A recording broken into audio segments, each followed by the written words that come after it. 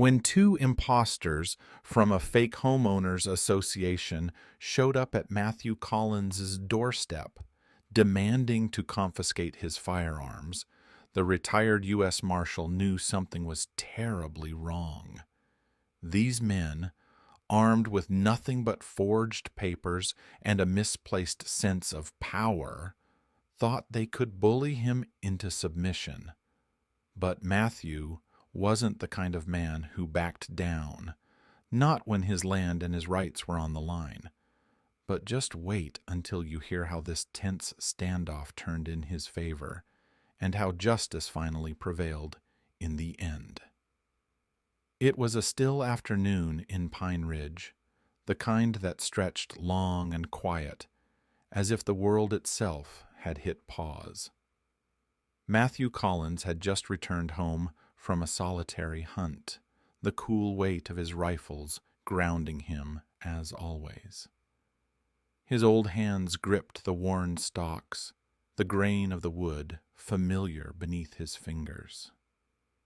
Every time he held them, he remembered the years spent as a U.S. Marshal, how the cold steel of his duty had balanced the warmth of his family, the cost of both heavy in their own right. His house sat on the outskirts of town, tucked away in a place where the sprawling fields and thick woods felt like an extension of the land itself. It was peaceful, too peaceful. The kind of place where you could let your guard down, even if just for a moment, but the moment wasn't to last. As Matthew made his way up the driveway, his boots crunching softly over the gravel, he spotted two figures approaching from the far end. They were dressed in plain clothes, but something about their posture and the way they moved caught his eye. It wasn't the confident stride of someone with purpose. No, it was more like they were playing a part, pretending to be something they were not.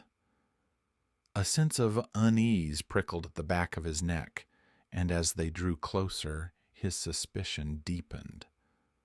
One of the men, taller with a stubble-lined jaw, had a badge hanging loosely from his neck, the metal catching the afternoon light in a way that felt wrong. The other man, slightly shorter and stockier, had the same badge, but his expression seemed far too casual for someone wearing a symbol of authority. "Mr. Collins," the taller man called out, his voice smooth but lacking the edge of true authority. "We're from the Homeowners Association. We're here to confiscate your firearms." The words hung in the air, and for a heartbeat time seemed to stand still. Matthew froze, his hand still wrapped around the grip of his rifle. His mind raced. This had to be a mistake, a joke. The HOA didn't have the power to take his property. There were rules, boundaries. He knew them, lived by them for years, and they weren't about to be trampled by two men who didn't even belong here. His gaze hardened, and instinct kicked in. He was still that Marshal, no matter how many years had passed, no matter how quiet his life had become since the badge was retired. His breath steadied, and with one firm motion he placed his rifle gently down on the porch, his eyes never leaving theirs. "You can't just take my rifles," Matthew said, his voice calm but heavy, like the weight of years spent upholding justice. "Who do you think you are?" He wasn't shouting. He didn't need to. The force of his words alone was enough to cut through the thick tension between them. The men didn't move, but they didn't back down either. Instead, the taller one took a step forward, holding out a sheet of paper. Matthew's eyes darted to it. What he saw made his blood run cold. A warrant. But something about it felt off. Too hastily written, too vague. It didn't carry the weight of an official document. I don't care what that paper says. Matthew's voice dropped lower, more dangerous now, like the growl of an animal cornered in its den. You have no right to be here. No right to take what's mine. The taller man hesitated. For just a split second, Matthew saw the flicker of doubt in his eyes, a brief crack in the facade they had built. But it was quickly masked by arrogance. This is official business, Mr. Collins. Step aside. Matthew's fingers curled into fists, the familiarity of his old self sharpening his focus. He wasn't about to let these men violate the sanctity of his home without answers. He had spent too many years in the field, serving the law, to let this kind of injustice go unchecked. You've got 5 seconds to get off my property, Matthew said, his tone steady as steel, his eyes fixed on the taller man. His hand hovered near the rifle again, the wood smooth beneath his fingertips. Or I'll make sure the only place you'll be going is the back of a patrol car. And just like that, the quiet of Pine Ridge, the calm he had fought for all these years, was shattered. The tension escalated quickly, the calm of Pine Ridge shattered by the sharp edge of confrontation. Matthew's instincts kicked into overdrive as the two men grew more agitated, their eyes narrowing, their hands twitching with impatience. One of them, the shorter man, grabbed for the rifle case without so much as a word of warning. He yanked it off the porch, his grip tight and reckless. Matthew's pulse quickened, but he didn't budge. The case was his property. And no one, not even these self-proclaimed officials, had the right to take it. The taller man, sensing the tension, drew a taser from his belt, aiming it directly at Matthew's chest. The buzzing of the weapon's readiness seemed to cut through the air, a harsh reminder of how quickly things could go south. Don't resist, the taller man sneered, a false confidence in his voice. It's either this or we call the police. Matthew's gaze locked on the taser, his mind working in overdrive. He knew he was outnumbered, but he wasn't about to let fear dictate his actions. His grip tightened, the familiar weight of years spent protecting the law flooding back to him. These men weren't just trespassing. They were committing an illegal act. This wasn't a dispute over property lines or noise complaints. This was an outright violation. They thought they could intimidate him with threats, with weapons, with the mere mention of police. But they had no idea who they were dealing with. His breath steadied, and in that moment Matthew felt the years fall away. His training, the things he had once lived and breathed as a U.S. Marshal, kicked in with precision. Authority wasn't just a badge. It was a mindset, a way of standing firm, of knowing the law and not backing down. That's not how this works, Matthew muttered, his voice low and threatening, but steady as a rock. You've got no right to seize anything from me. The men laughed, their cocky smiles stretching wide. They thought they were in control. They thought he was just some old man, someone they could push around. But the confidence behind their laughter faltered when Matthew slammed his hand down on the rifle case, pinning it to the porch floor with a force that made the men stumble back. The taller man's eyes widened, and Matthew didn't give him a chance to recover. With lightning speed, he reached into his jacket pocket, his fingers brushing against the cool metal of his phone. Without taking his eyes off them, he dialed the one number he hadn't used in years, the Marshal's office. The weight of that call settled over him like a familiar cloak, a reminder of his past and the power that came with it. The men froze for a moment. The phone rang once, twice, and then a voice crackled over the line. Matthew's voice was calm, but there was no mistaking the authority in his words. "This is Matthew Collins," he said, his voice cutting through the tension like a blade. "I need backup at my residence. I'm being harassed by two men pretending to be law enforcement. I need immediate assistance." The line went silent for a beat, and Matthew felt the men's unease ripple through the air. They had expected him to fold under pressure, but instead he was doing something they hadn't anticipated. He was taking control of the situation. The shorter man cursed under his breath, his hand tightening on the taser, but he didn't move closer. The taller man's jaw clenched, his eyes darting between Matthew and the phone. They had underestimated him. They thought they were dealing with an old retiree, someone past his prime. But Matthew wasn't about to let them walk all over him, not without a fight.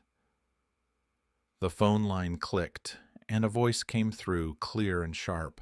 "We've got a team en route. Sit tight, Mr. Collins. Help is on the way." Matthew didn't reply.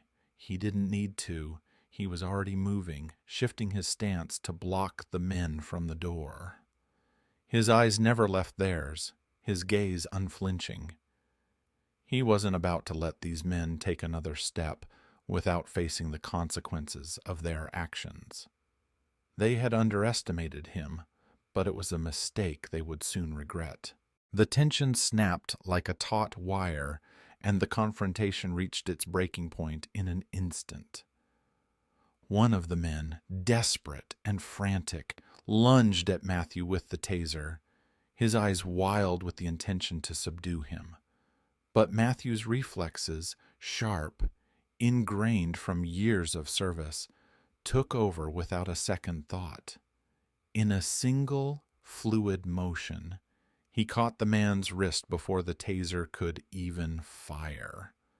The man grunted, caught off guard, as Matthew twisted his arm behind his back with practiced precision. The move was swift and efficient, a show of control that left the man pinned to the ground before he could even register what had happened. The other man, realizing the situation had just gone from bad to worse, bolted for his truck, his boots kicking up dust in his haste. But Matthew wasn't fazed. His phone was already in his hand, fingers flying over the keys with urgency. He wasn't about to let these two criminals get away, and with his old colleagues on the way, he knew this would be over soon. The sound of his old comrades' voices crackled through the phone, and Matthew spoke, his tone low, clipped, and laced with anger. "Tell your boss that U.S. Marshal Matthew Collins is still alive," he said, his voice steady but carrying the weight of his authority. "And you'll be leaving my property with nothing but your pride." There was a brief, tense silence on the other end. The man who had tried to run paused, his foot hovering over the gas pedal, but he could feel it, the cold realization that they were no longer in control. The man pinned beneath Matthew on the porch squirmed, his bravado evaporating as the reality set in. They weren't dealing with some helpless old man. They were facing someone who had the power to end this with a single phone call. Matthew didn't flinch. His eyes remained locked on the man in the truck, who now hesitated, glancing back toward his partner on the ground. The sirens, faint at first, began to grow louder, a steady reminder that the cavalry was on the way. The men's confidence shattered like glass. The cocky attitude that had driven them to trespass, to threaten him, vanished in an instant. They were no longer acting with the power of authority. They were acting out of fear. With a shared glance, the two men scrambled. The man in the truck threw it in reverse, tires screeching on the gravel, while his partner managed to wriggle free from Matthew's grip.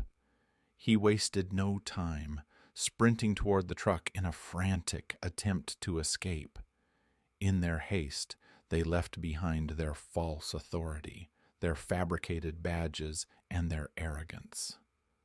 As Matthew stood on his porch, the sound of the truck peeling away into the distance, he took a deep breath. The weight of his rifle case in his hand felt comforting, familiar. The sirens were closer now, the sound of law enforcement drawing near. He didn't move, not yet. The adrenaline still thrummed through him, but a sense of calm had returned. He had stood his ground. He had reminded them and himself that some things never change. Matthew Collins wasn't just a relic of the past. He was a force to be reckoned with. And as the flashing lights of the approaching squad cars painted the dirt driveway in streaks of red and blue, he finally allowed himself a small, satisfied smile. They had underestimated him, but they wouldn't make that mistake again. In the end, the only thing the two men had taken was their pride, and that was something Matthew had no intention of returning. By the time the local sheriff arrived, the two men had vanished, their false badges and fake paperwork nothing more than scrap paper now.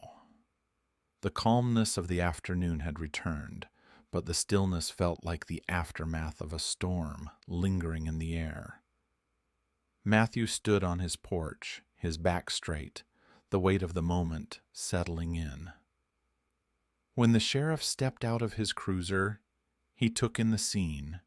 Matthew standing tall, the open rifle case on the ground, and the dust still hanging in the air. The sheriff was a large man, built like a truck, his face a mixture of confusion and concern as he approached. "Collins," the sheriff greeted, his voice thick with disbelief. What in the world happened here? Matthew didn't waste time with pleasantries. He pulled out his old credentials, worn but still unmistakably real, and handed them to the sheriff. It was a subtle but unspoken reminder that, while he might have hung up his badge years ago, the power and authority behind it were still very much intact. The sheriff raised an eyebrow as he studied the credentials. "You're telling me these two," he pointed to the area where the men had fled, "were impersonating officers?" Matthew nodded, his face hard as granite. "They tried to seize my property, and they didn't have any legal right to do so." The sheriff cursed under his breath. "That's some serious business. I'll get my guys on it right away." He took a moment to survey the porch, the quietness of the scene now almost surreal. Then his expression softened as he turned back to Matthew. "I'll be pressing charges for impersonating law enforcement, obstruction, the whole list." Matthew's heart, which had been pounding since the moment those men showed up at his door, finally began to slow. It had been a long time since he had felt the weight of real justice, but in this quiet moment it was clear. The system had worked. And though it had taken more than just law on paper to make it happen, it was justice nonetheless. Matthew let out a breath he hadn't realized he was holding. The adrenaline that had kept him alert now drained from his body, leaving him exhausted but satisfied. The rifles were still there, untouched. The intruders were gone. His land was his again. Slowly, Matthew walked back into his home. The old, familiar creak of the floorboards beneath his boots was a welcome sound. He placed the rifle case on the table by the door and sat in his chair, the weight of the day lifting off his shoulders. His fingers brushed across the drawer where his old badge lay, still tucked away out of sight. It hadn't seen the light of day in years, but its presence still mattered. Matthew didn't need to wear it to command respect. It wasn't just metal. It was a symbol, a reminder of the years he had spent protecting the law. Today, that badge had made all the difference. As the sheriff's vehicle rumbled off into the distance, Matthew closed his eyes for a moment, savoring the feeling of victory, however quiet it was. Justice had been done. The men who had tried to steal from him, to assert false power over him, had learned the hard way that some things, like the strength of the law, couldn't be bought or intimidated out of existence. In the end, it wasn't just about the rifles.